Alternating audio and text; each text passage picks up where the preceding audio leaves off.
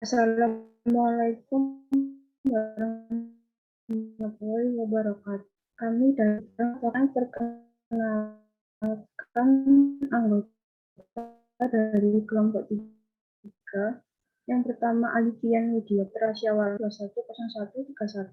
210131600837. Yang kedua Alvina Destanti Lubis dengan NIM 210131600885.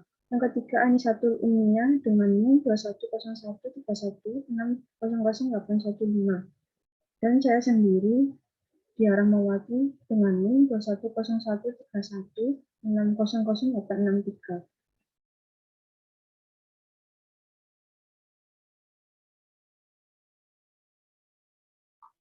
Kemudian mengelompokkan peserta didik.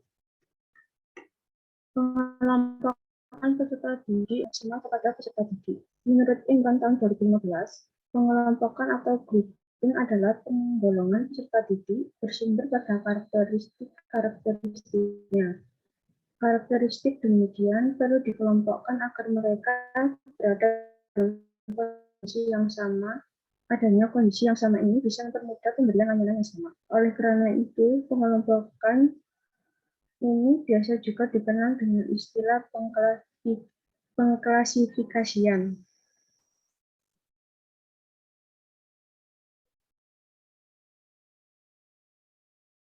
Selanjutnya, rasional pengelompokan peserta didik. Pengelompokan dikenal dengan istilah grouping yang didasarkan pada pandangan bahwa selain peserta didik mempunyai kesamaan,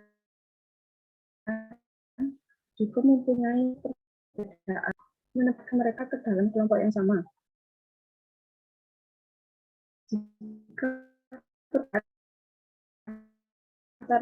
peserta didik ditelaah lebih dalam, maka akan ditemukan perbedaan sama lebih menitik beratkan pada perbedaan antar peserta didik satu dengan yang lain di dalam kelas.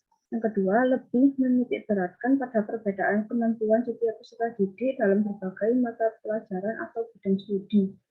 Pengelompokan peserta didik juga didasarkan pada kenyataan bahwa peserta didik dapat tumbuh dan berkembang. Pertumbuhan dan perkembangan peserta didik yang satu dengan yang lainnya pastilah berbeda. Agar perkembangan peserta didik yang pesat tidak menghambat peserta didik yang lamban dan begitu sebaliknya, sehingga dilakukan pengelompokan peserta didik.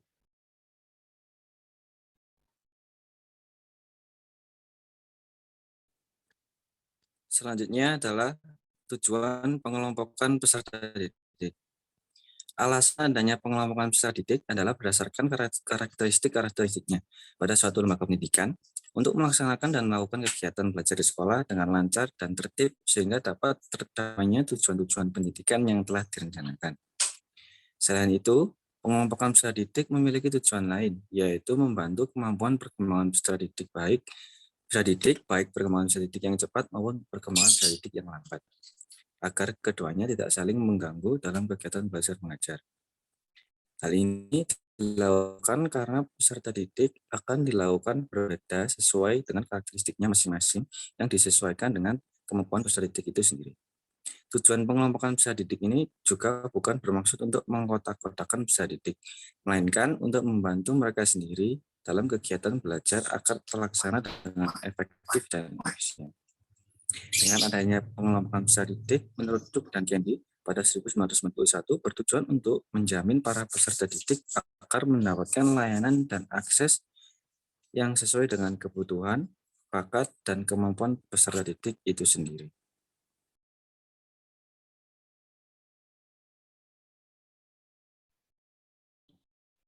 Selanjutnya ada fungsi pengelompokan peserta didik. Jaeger, dalam pengelompokan peserta didik didasarkan atas dua fungsi, yaitu fungsi integrasi dan fungsi perbedaan. Yang pertama ada fungsi integrasi. Fungsi yaitu pengelompokan berdasarkan kesamaan-kesamaan peserta didik. Pengelompokan ini berdasarkan jenis kelamin, umur, dan sebagainya. Pengelompokan berdasarkan fungsi ini menghasilkan pembelajaran yang bersifat kesetaraan. Yang kedua ada fungsi perbedaan, yaitu pengelompokan peserta didik didasarkan kepada perbedaan-perbedaan yang ada dalam individu, seperti minat bakat, kemampuan, dan sebagainya. Pengelompokan berdasarkan fungsi ini menghasilkan pembelajaran yang bersifat individual.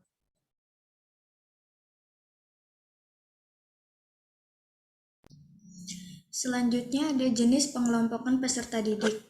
Menurut Michun dalam Imron mengemukakan dua jenis pengelompokan peserta didik, yaitu ability grouping dan subgrouping within the class. Ability grouping adalah pengelompokan berdasarkan kemampuan di dalam setting sekolah, sedangkan subgrouping within the class adalah pengelompokan dalam setting kelas.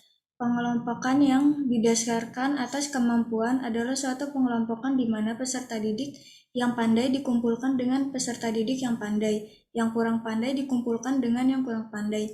Sementara pengelompokan dalam setting kelas adalah suatu kelompok di mana peserta didik pada masing-masing kelas dibagi lagi menjadi beberapa kelompok kecil.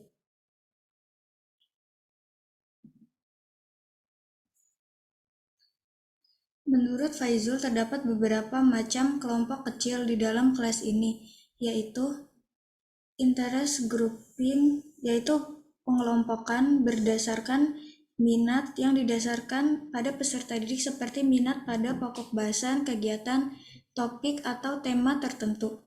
Yang kedua adalah pengelompokan berdasarkan kebutuhan khusus, special need grouping, yaitu pengelompokan berdasarkan kebutuhan-kebutuhan khusus peserta didik. Maksudnya peserta didik yang telah tergabung ke dalam kelompok-kelompok tertentu dapat membentuk kelompok baru untuk belajar keterampilan khusus.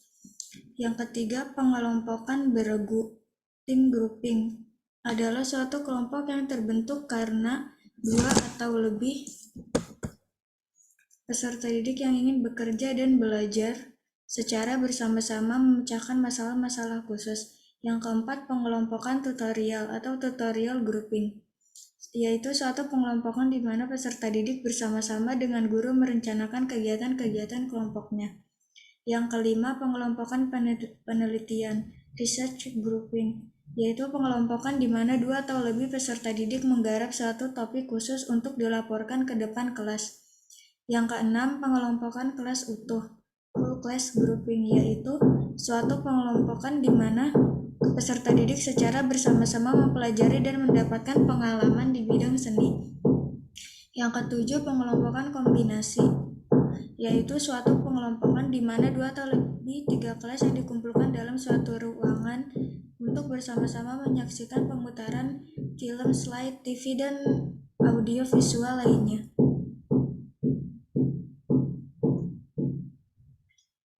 Menurut Regan dalam Zakia 2017 halaman 202 terdapat 7 jenis pengelompokan peserta didik, yaitu yang pertama SD tanpa tingkat, yaitu pengelompokan peserta didik pada sekolah dasar tanpa ada jenjang kelas. Yang kedua, pengelompokan kelas rangkap, yaitu sekolah dasar dengan sistem tingkat. Yang ketiga, pengelompokan kemajuan rangkap, yaitu pengelompokan untuk mengatasi perbedaan kemampuan pada peserta didik. Yang keempat, penempatan sekelompok peserta didik pada seorang guru, yaitu pengelompokan seperti halnya pada guru kelas. Yang kelima, pembelajaran beregu, yaitu pengelompokan peserta didik yang mampu diberikan pembelajaran oleh guru dalam bentuk tim. Yang keenam, departementalisasi adalah pengelompokan peserta didik dengan guru hanya untuk mengkhususkan dirinya pada suatu bidang pelajaran. Yang ketujuh, pengelompokan berdasarkan kemampuan, yaitu sistem pengelompokan peserta didik dalam menyesuaikan kemampuan peserta didiknya.